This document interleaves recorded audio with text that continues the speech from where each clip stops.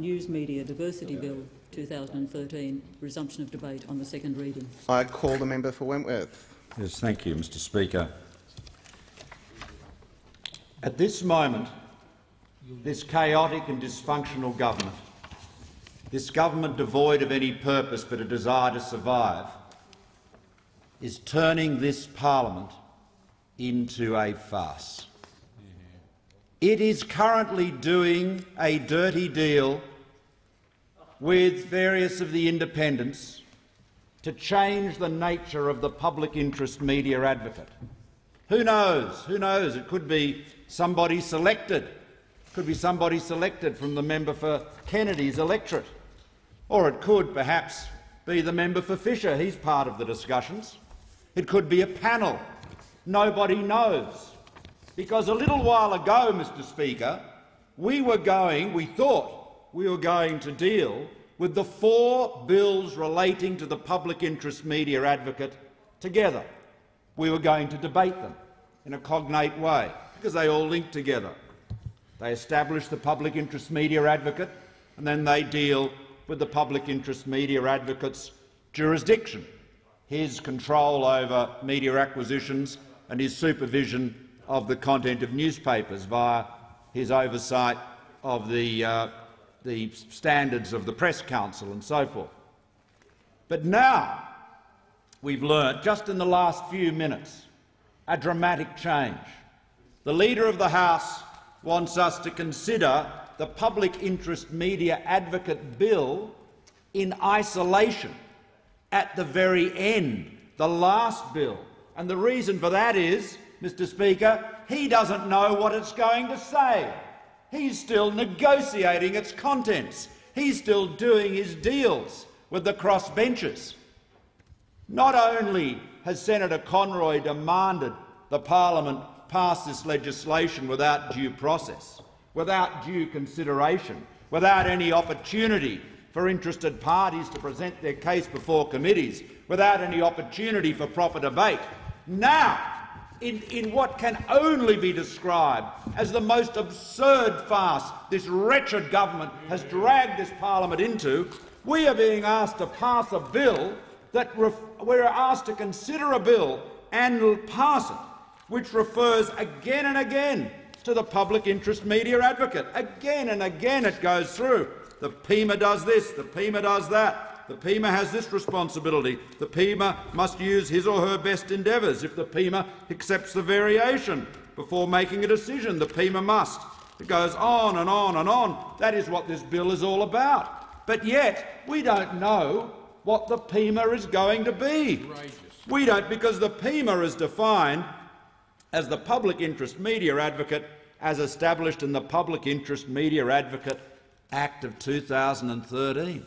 Well, the Public Interest Media Advocate Bill of 2013, which is the foundation of this whole exercise, is a work in progress. The Leader of the House doesn't know what it involves. The minister opposite on the other side of the table doesn't know what the Public Interest Media Advocate will be. Who knows? This is government. Is this policy making on the run, legislation on the run? What sort of government is this?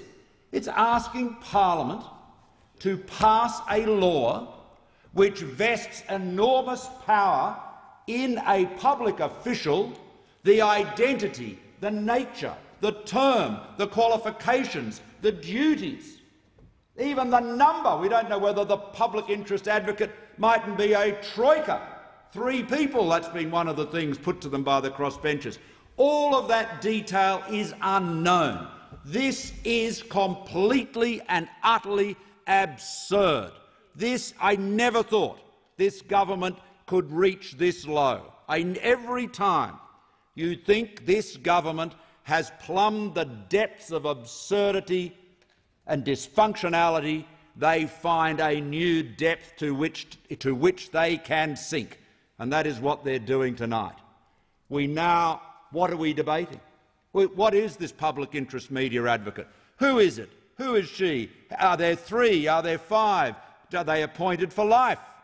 Are they appointed for life? Do they have to be residents of a particular electorate? Are they appointed for 3 years, 4 years? What are their qualifications? We have no idea. And no idea because the government has no idea. They have no concept of what they are doing, and yet this is the work of a minister, Senator Conroy, the man famous for the red underpants, the red underpants minister, that he says he's so powerful he can force business executives to wear on their heads. This is the work of a minister who said only a few days ago that this whole package was non-negotiable and said there will be no bartering. There will be no— well, I tell you what, Mr Speaker, there's plenty of bartering going on tonight, and who knows what is being offered in return, because the Prime Minister realises that this is a test of confidence. She wasn't prepared to say in the House today that the failure of these bills would be a vote of confidence. She wasn't prepared to say that, but she knows. Her backbench staring oblivion ahead of them in the election, they know that they are being dug into a deeper and deeper hole by the incompetence of this crew.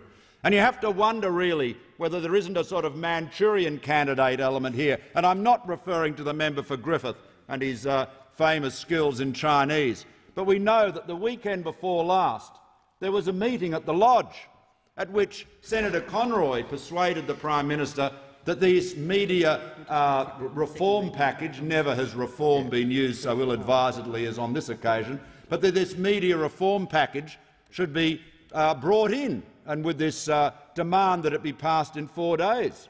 And so it was presented to the Cabinet as a fait accompli. It was decided at the Lodge by this group. But you know, one of those present was the Leader of the House, the member for Grayndler, and I do wonder whether there wasn't a bit of a Manchurian candidate element there. I do wonder, given his notorious affection for the member for Griffith and the fact that his even more notorious lack of affection for Senator Conroy, I do wonder whether he didn't rub his hands, sort of Mr Burns imitation, welcoming this opportunity to create even more disaster for his boss.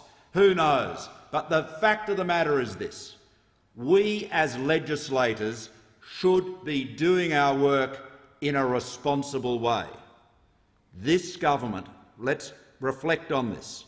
This government is asking us to pass a law— here it is, this bill— which gives a person, an official, called the Public Interest Media Advocate, enormous powers over media acquisitions. Basically, the Public Interest Media Advocate can determine whether a media takeover can go ahead on the basis of concepts as wafty as public interest and public benefit, completely undefined.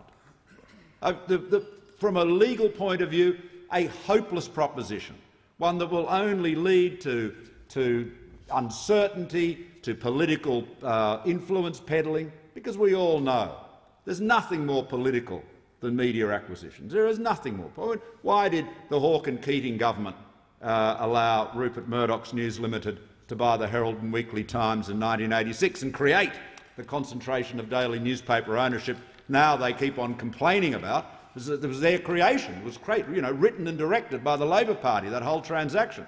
And it was done, apparently, Paul Keating has said subsequently, it was done in order to pay back Fairfax for their unfavourable coverage of the Labor government. Well, I mean, if ever you want proof that you shouldn't allow wafty concepts like public interest to come into legislation like this, there you have it. But this body, this entity, this Public Interest Media Advocate, we now have no idea who it is. Who it is? I mean, we don't know. We don't know who's going to appoint it, how it's going to be appointed. That is all up in the air. All up in the air.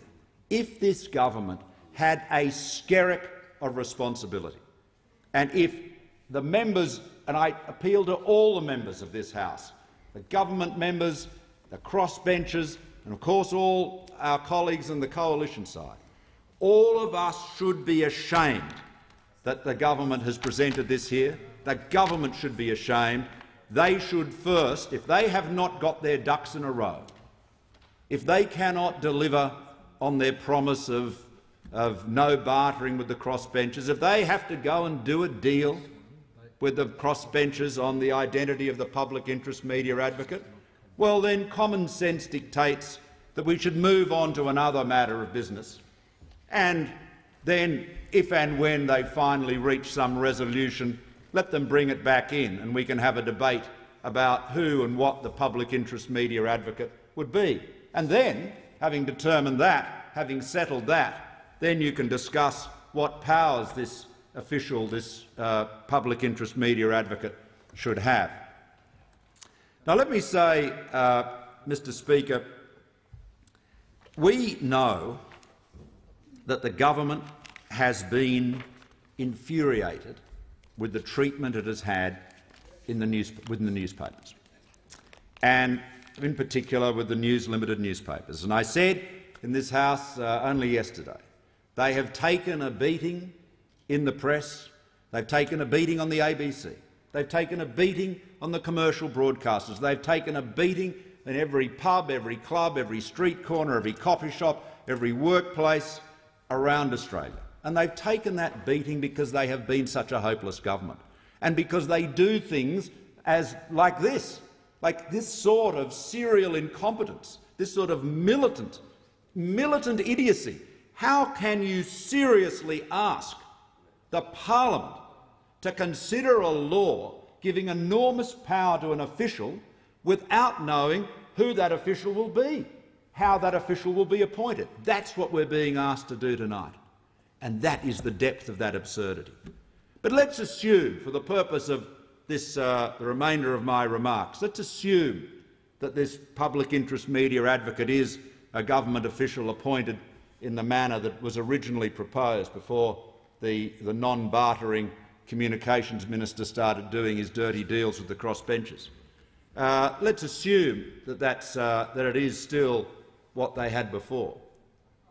What you're saying, what the government is saying, is that in order to protect diversity, which presumably means competition, you need to have a new official. Now, the reality is we have a high degree of concentration in the metropolitan daily newspaper market. We know that was created by the Labor Party, or enabled by the Labor Party. But in the intervening nearly 30 years, we also know that there has been enormous technological changes, and the arrival of the internet and social media and all these other platforms have resulted in a vastly enhanced range of information sources. The Murdoch share of the newspaper market is as big as it was in 1986, ever since they bought Herald and Weekly Times. But the newspaper share of the overall media and news information pie is much smaller and getting smaller every day. That is a fact. So diversity is on the increase. It is improving. We're seeing more variety. People are much less dependent on any one source of information. There is a new expression, I'm not sure that I am enamoured of this neologism, but called multi-sourcing, which is the phenomenon I think that we all experience, where we are getting our news and information from a combination of Twitter and Facebook and some online sources, the ABC, commercial radio, online newspapers and blogs, and of course from time to time even hard copy. All of that has dramatically changed the way news is being looked at. So you'd have to say that if you were concerned about concentration in the Australian media, you would be comforted really by the technological changes that we're enjoying at the moment, or we're experiencing at the moment. So, and that of course is why the government's claim that this is all about protecting diversity is such humbug. It has no credibility. They're having created the lack of diversity, at least in the metropolitan newspaper market, they're now then, just as we're seeing more diversity, trying to insert this new official. And you have to ask yourself too, Mr Speaker, if you are concerned about competition and monopolies being created or a substantial lessening of competition, haven't we got the ACCC that does that already? Isn't the ACCC there to regulate competition laws? And didn't the ACCC recently stopped Kerry Stokes buying a greater share in Fox. I mean, that was the system working. The laws are there. And, you know, it is a remarkable thing. I suppose we shouldn't be surprised given the events of the last hour or so. But it is a remarkable thing that here you have, for the first time in our history, peacetime history, the government creating a public official answerable to the government who would have an involvement in, an oversight of, an influence over the content of newspapers. It is remarkable, isn't it, that there has been no effort to deliver a regulatory impact statement. Now, a regulatory impact statement should be produced with every piece of legislation, and this is, on any view, a very big deal. And the RIS requires a number of things to be done, and one of them is to say, what exactly are you trying to achieve? What are we trying to achieve? What are the objects? What is the mischief? What is the problem we're trying to address? Now, we've asked the Prime Minister several times now in question time, give us an example of the problem you are seeking to address. What's gone wrong? What requires you to take this new step? And, of course, she hasn't been able to provide any such evidence. No, she hasn't got any explanation for it. And then the RIS would ask, well, what are the impacts on the industry? You know, what are the costs and benefits associated with this additional regulation? I remember when the Rudd government was elected, they were going to cut red tape. Well, they were also going to do a cost-benefit analysis on major infrastructure projects. There's a lot of things they weren't going to do. They were going to do, and of course, there's a few things they weren't going to do too, such as a carbon tax. But so keeping promises has never been a strong suit. But this is a classic case where there should have been a careful, sober, objective analysis of what the problem is, what are the options for dealing with it, how does this proposal measure up, but we see none of that. We see this hectic rush to get the legislation passed, and no one has given any explanation for why it is so urgent. I mean, we recall it was, I think, about 18 months ago, perhaps a little longer, when the phone hacking scandal emerged in the United Kingdom. The Prime Minister leapt on that and said, in her best effort to appear chilling, News Limited had hard questions to answer. And of course, News Limited's response was to say, well, what are those questions? She couldn't nominate any of those questions.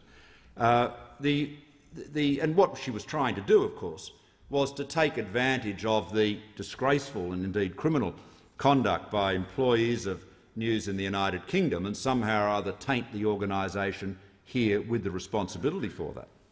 But it has to be said, that the offences that were committed in the United Kingdom in terms of phone hacking were serious breaches of the British criminal law.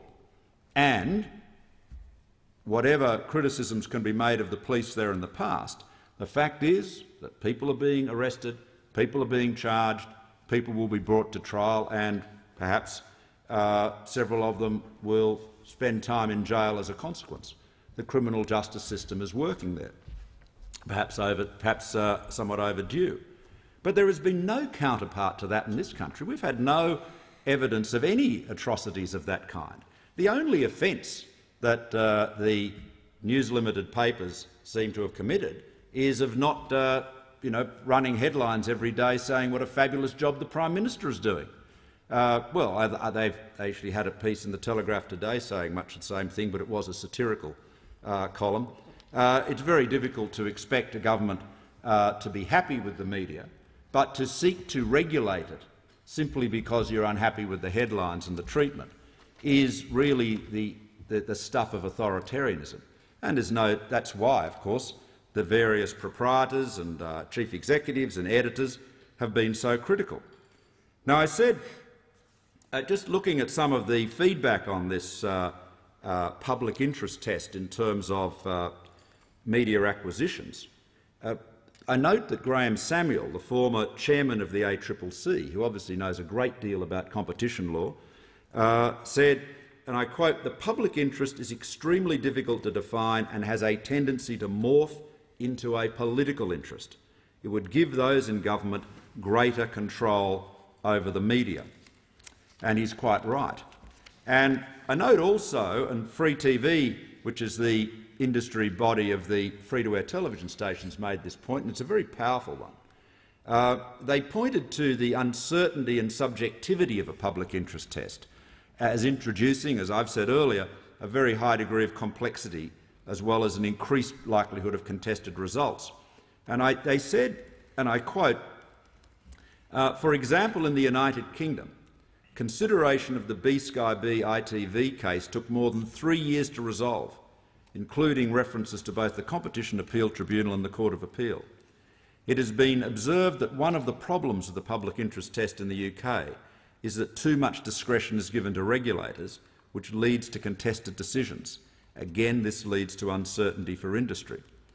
Now, Mr Speaker, in my youth, I used to practice in the area of broadcasting law, and I've been involved in a professional way with many of the big media takeovers in Australia. I represented Kerry Packer when he sold the Nine network to Alan Bond. I represented him when he bought it back. I was involved with restructuring the 10 network. I sold the 10 network on behalf of Westpac, who owned it after it had gone into receivership. And there are many other transactions involving Fairfax and so forth. So this is an area of practice I'm very familiar with, media acquisitions. And I can say without any shadow of doubt, they are always intensely controversial and intensely political. And the best thing, the best practice, is to keep the politicians out of it. Because what proprietors or would-be proprietors will always do, if they need a political approval, and it doesn't matter who's in government, they will offer fine headlines, good coverage in return for some sort of governmental approval. You know, so we are better off not creating that temptation if you can possibly avoid it. And so that is why, in this industry, of all industries, the merger rules should be absolutely black and white. So there are some very clear ownership limitations in the Broadcasting Services Act, and they've changed over the years, but they are very, very clear black and white rules about overlapping ownerships and ownership and concentration of ownership. And the laws relating to competition in the Consumer and Competition Act are again very well understood, and they get litigated from time to time, but there's a huge body of law and jurisprudence around them, and people are familiar with it. But to introduce this into the media landscape is simply designed to ensure a highly political process, because the way it's proposed to work is that if the public interest media advocate thinks there's any diminution in voices, that's to say there's any acquisition by definition is going to result in some diminution of voices because one media outlet is going to buy an asset or a competitor or a rival or whatever. So there's going to be some diminution. The public interest media advocate then has to weigh up whether that is in the public interest or public benefit. Completely and utterly undefinable term. And that will inevitably result in a highly intense political argument. And I cast my mind back to the Fairfax takeover in 1991, when you had the Turang Group, which I'd assembled earlier in that year with Conrad Black, Kerry Packer and other colourful individuals on one side, and you had Tony O'Reilly on the other, and everyone was running down trying to get OKs from Canberra because, of course, there was a political element there because there was foreign ownership considerations on both sides. Now, you can't get around that. The Foreign Acquisitions and Takeovers Act is there for the long term, but what this law would do is add an entirely additional political element. It would give the politicians more discretion, and you can say, oh yes, there'll be this regulator there who will act completely independently. Well, that regulator will be appointed by a government. The regulator will be appointed by a government that will expect him or her to, do the right thing. All of those temptations are there. And of course, as I said right at the outset of my remarks, in this new depth of absurdity, even for this government, We don't even know who this all-powerful official or officials will be. We have no idea at the present time, nor does the government, what the identity of the public interest media advocate will be. So honourable members could quite legitimately take very different approaches to this bill, depending on who that public interest media advocate could be. Some members might be attracted to it, depending on how the public interest media advocate is appointed. And so the logical thing, of course, is to deal with it at the outset. It is hard to understand why the government is rushing into this in the way it is. It's very difficult to see where the urgency arises. Kerry Stokes, the chairman of Seven West, I think spoke for a lot of people, who said, he said, and I quote, "I can only recall legislation being pushed in this haste in the wake of 9/11. You know, that was a time when we all felt, with more than a little justification in Australia and in the Western world generally, that we were under almost existential threat. You know, that was a time of war, and there was enormous anxiety, and legislation was rushed through. But where is the urgency here? What is the imperative? What is the reason for this? Some people have speculated the Prime Minister's just looking for a distraction, but I'm not quite sure what it's a distraction from. Was she trying to distract people from her other failures, so create a sort of a dysfunctional mess that is so great that it distracts people from the other dysfunctional messes? Is Senator Conroy smarting under the realisation that the NBN project is going to miss its targets yet again, and under its current rate of construction could take over a century to complete the build? Is he? Well, they'd have to lift their pace. There's no doubt. Reminds me. But what is the distraction? What is the explanation here? We have none. As I said, we've been told that there'll be no bartering, but what we know is going on now behind closed doors is just that. Mr. Speaker, this is a bad law. There is no justification for involving the government any more than it is in media acquisitions. We have adequate laws to deal with competition. If there are threats to diversity, the competition laws can deal with it, and we can be comforted by the reality that diversity is increasing, not diminishing, thanks to technology. The idea of having a new official overseeing the content of newspapers, which is the subject of another bill, is disgraceful.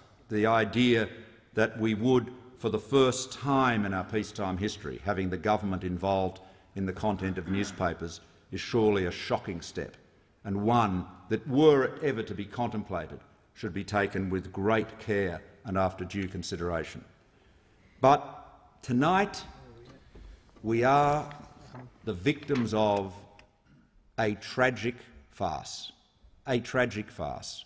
We are here, as I've said, considering a law which will place a government official, an entity, a public interest media advocate, a PIMA, in charge of media acquisitions, and we do not know what that PIMA will be. We don't know who the person will be, who will appoint that person, what their term will be. We know nothing, because the PIMA bill itself is the one that is being negotiated, and with the bartering and backroom deals going on with the independents.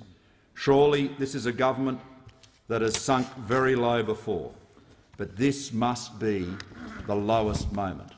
This is the moment when it has not only made a farce of its own efforts, but it is sought to make a farce, and in doing so dishonour this parliament, insult this parliament, insult the intelligence and responsibility of this parliament, and of course the millions of Australians that we all represent. The question is that the bill be now read a second time. I call on the